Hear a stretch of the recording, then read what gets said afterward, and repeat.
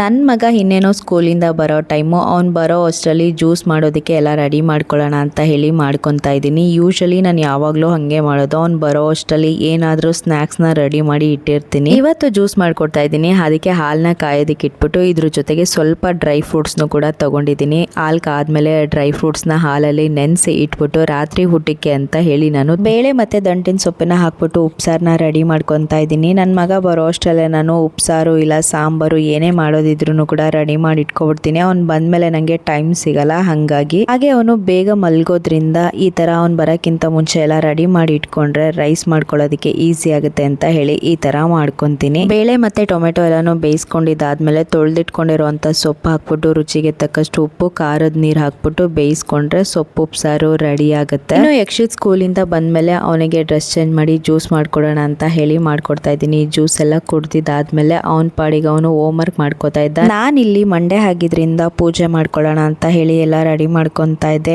Usually ನಾನು ಯಾವಾಗಲೂ Monday ಅವ್ನು ಬಂದ್ಮೇಲೆ ಪೂಜೆ ಎಲ್ಲ ಮಾಡೋದು. ನಾನು ಮಾಡಬೇಕಾದ್ರೆ ಅವನು ಕೂಡ ನಾನು ಮಾಡ್ತೀನಿ ಅಂತ ಹೇಳಿ ಬರ್ತಾನೆ.